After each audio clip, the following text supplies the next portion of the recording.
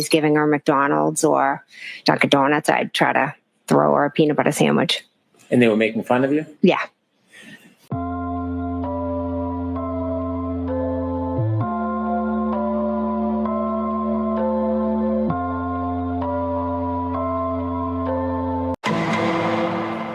Thank you, Your Honor. You ultimately called these officers back, correct? Yes. And you explained to them that you had been untruthful with them, correct? I explained that I had forgotten to mention a couple of people that I had reached out to. You had forgotten. Is that your testimony? Yes. You had forgotten. You remembered Matt and you remembered Carrie, but you had forgotten the others that you had just contacted maybe 30 minutes before. Yes. There were 5 people. Oh my God.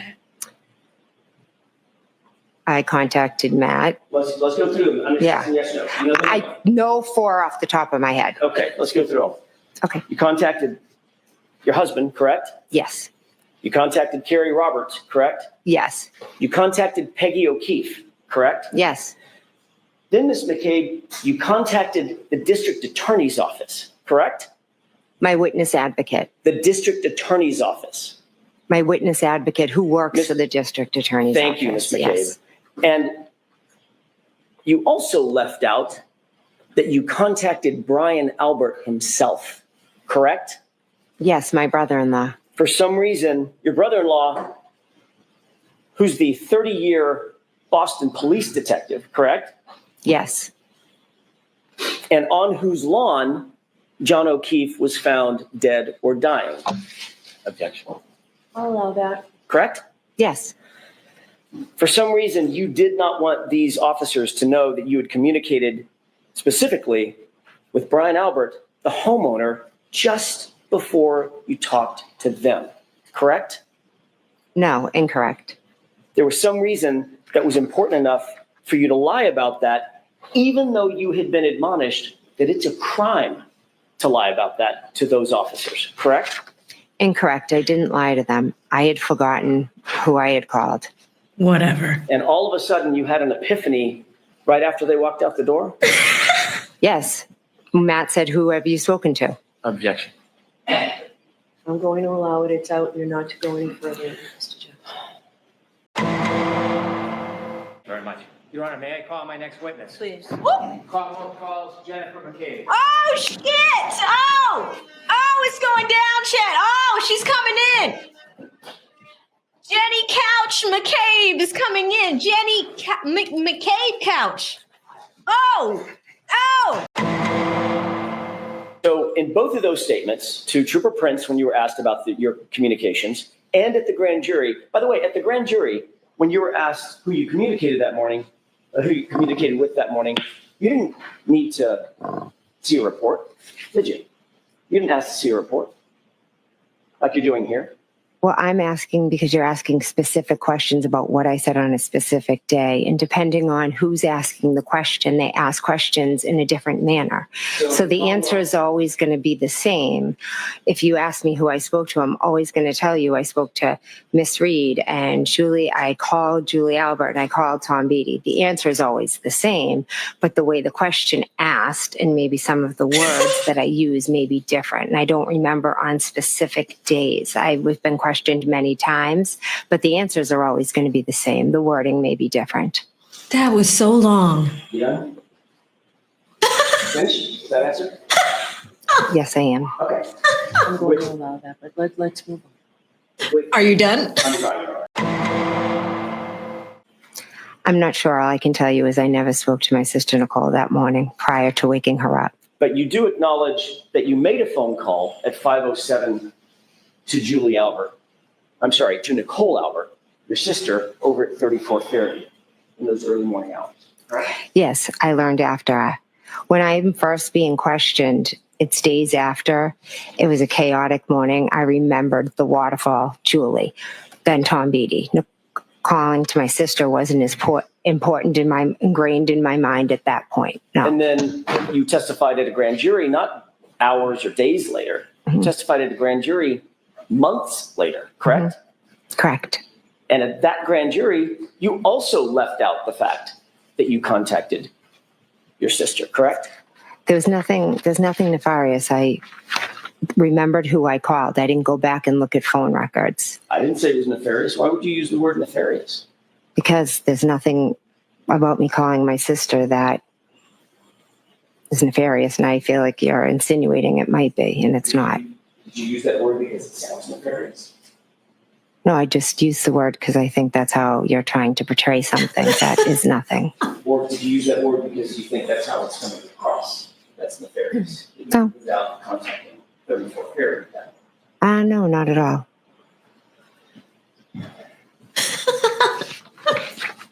Nefarious.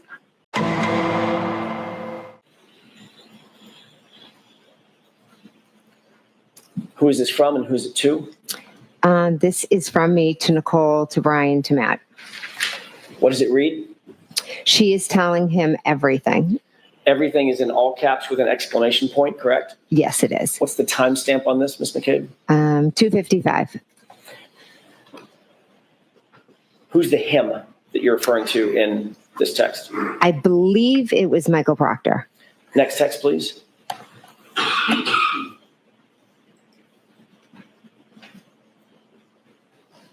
Who is this from and who is it to? This is from me to Nicole, to Brian, to Matt. What's the timestamp on this text? 2:55. Same minute that you sent the last text? Yes. She's telling him everything? Yes. And then you follow up with what? All the stuff. Next text, please.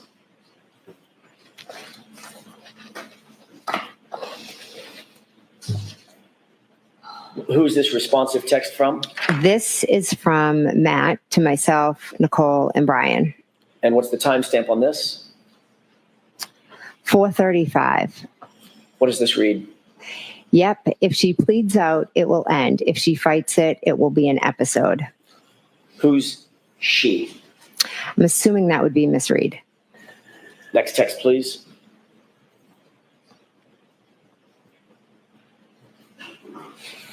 Who's this from and who's it to? This is from Nicole to me, to Matt, and to Brian. And what does this read? She liked the text above. The previous text? Yes. Meaning like a thumbs up or a like? Yeah, it just says liked. So The one that reads, yeah, if she pleads, it will end. Mhm. If she fights, it will be an episode. Yes. Next text, please.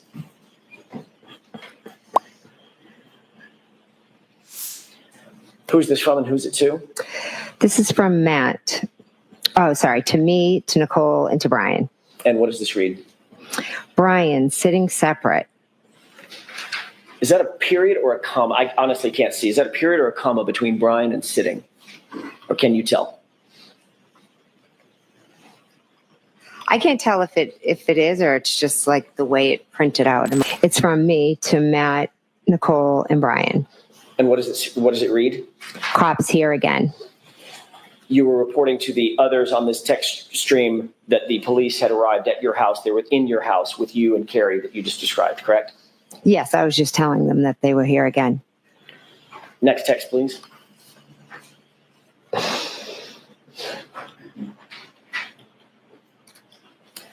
Who is this from and who's it to? This is from my sister, Nicole, to myself, Brian, and Matt. And Nicole says, call us after.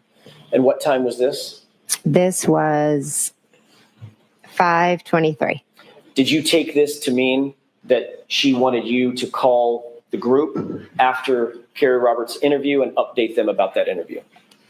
I took it as that she just wanted, to call and see what the cops said and if there was any update, any information. Next text, please.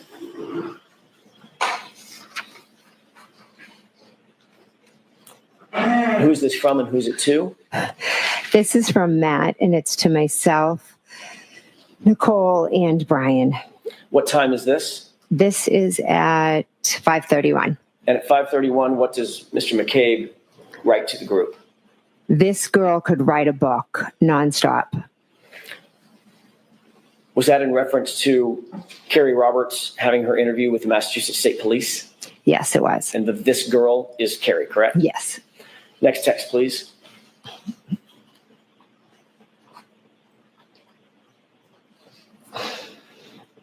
Who's this from and who's it to? This is from me to Nicole, Brian, and Matt. What time is this text? 5:32. And what do you write to the group? I love it. And this is in direct response to Matt McCabe's, your husband's text about Carrie Roberts could write a book, correct?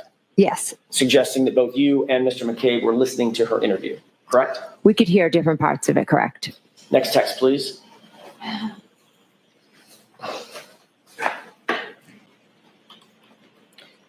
And who's this from and who's it to?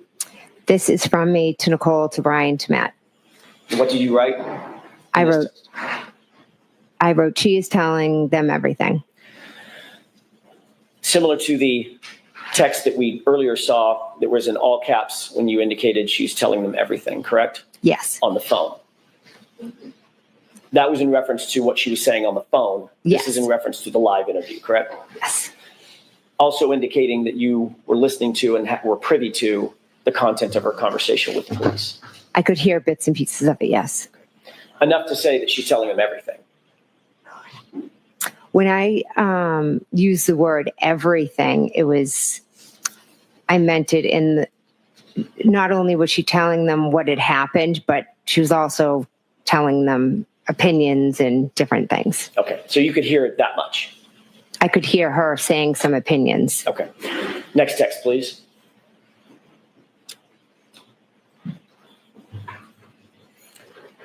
Who's this from and who's it to? This is from my sister Nicole to myself, to Matt, to Brian. And this is in response to she is telling them everything, correct? Yes. And the text reads what? Good. Next text, please.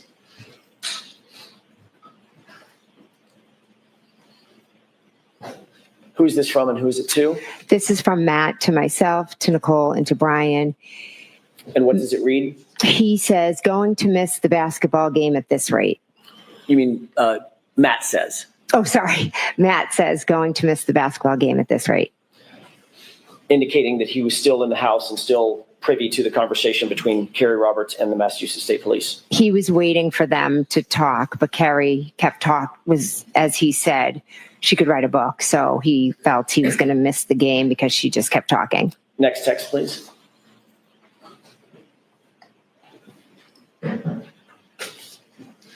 That may be the end of it. Yeah, it is. Is that the last text on the page? Yes, it is. May I approach, Your Honor? Yes. Your Honor. Yes. Thank you.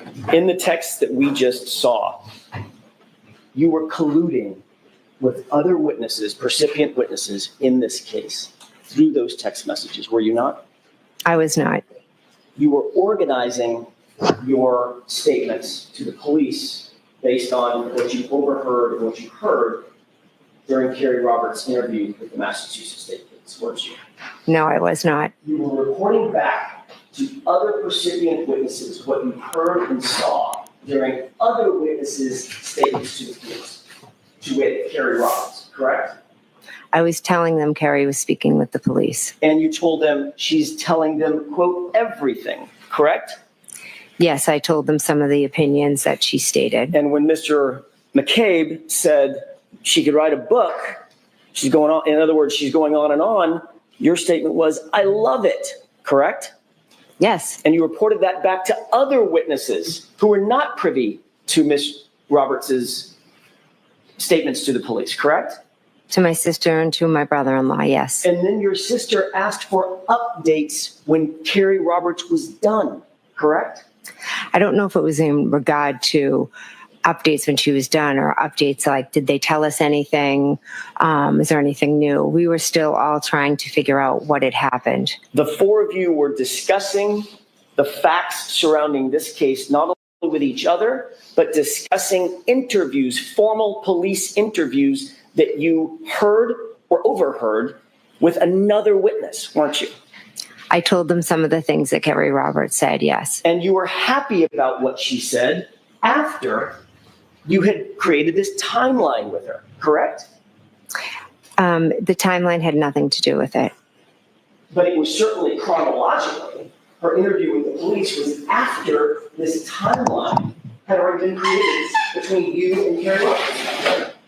Yes, we both put down what had happened so we would remember. And then once she was interviewed, you were responding to the rest of the group. She's telling them everything, meaning everything we just crafted in this timeline, right? No, I meant she was telling them everything. She was telling her personal opinions about Miss Reed.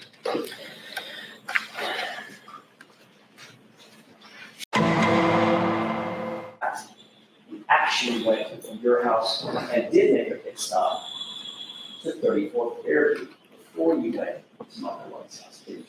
We drove by and stopped, yes. Slowly stopped, yes. You went in the house and spoke with someone. No, I never went in the house. Why did you go by and just stop? I think Carrie and I just went by to like take a look at it. We were still trying to figure everything out. Stay there for 4 to 6 minutes.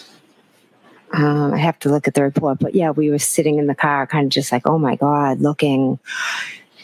Didn't go in the house. We didn't go in the house, no. Nobody came outside to talk to you. No, You didn't speak to Nicole. I don't believe so. Possible. Like I said, Carrie and I just kind of drove by and were looking at the area. And that's before you went to Michael Lang's house, correct? That was on the way to Michael Lang's. So in point of fact, you didn't go directly from One Meadows to Michael Lang's house. I thought I had. I truly thought I had. And now your memory is refreshed. My memory is not, this isn't refreshing my memory. I do not remember going by my house before Michael Lang's. Do you remember testifying a year ago that, well, let me ask it this way. Do you remember denying a year ago that you ever even stopped by 34 Fairview? I don't remember that now. Would it refresh your recollection to take a look at your prior testimony? Sure.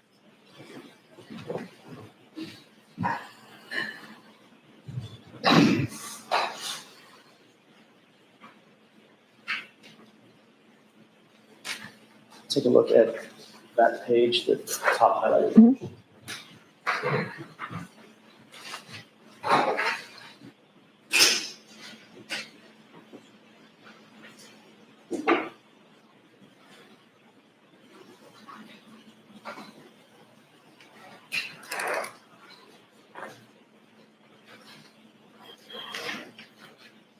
May I? Yes. Thank you. Thank you. On May 21st of last year, you were asked about this very thing in a prior proceeding, correct? Correct. At that time, you denied altogether ever going by 34 Fairview, correct? No, I believe the paper says I never stopped by, but we drove by. And now you're saying that you did stop. Stopping by and driving by meant something different to me. Stopping by, I look at as like, then you pop in the house. Driving by is you just drive by. So we just drove by slowly and kind of looked at the scene. And Ms. McCabe, I think you just said that you may have even spoken with Nicole. I didn't speak with Nicole, no. We were in the car, Carrie and I, and Lexi. You were denying that you ever spoke with Nicole or any other member of the Albert family or anybody at 34 Fairview as you sit here today. As I sit here today, I'm telling you that we slowly drove by. Capitana. So again, last question on this point. You did not, you now admit, drive from One Meadows over to Michael Lang's house directly to drop off Carrie's daughter. My memory is we did drive from One Meadows. I know what this piece of paper says. I'm telling you that just my memory is we left Meadows and went down Fairview and then went to Michael Lang's. But this paper is saying we stopped at my house first. I don't remember that. But the paper. But again, I was in shock. Sorry. So a lot of things from that day are foggy. Certain things, certain details I may have forgotten. And all of your testimony over the last several days is based on that memory that you just described to these jurors, correct? There are certain things I'll never forget, correct?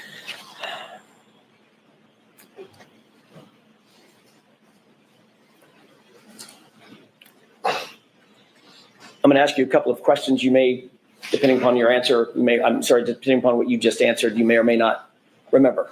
But let's see. Okay. Isn't it true that at 12:13 p.m. you left 12 Country Lane on January 30th, 2022? Yes, according to this, yes. Isn't it true that at 12:19 you arrived at One Meadows, the O'Keefe residence? According to this, yes.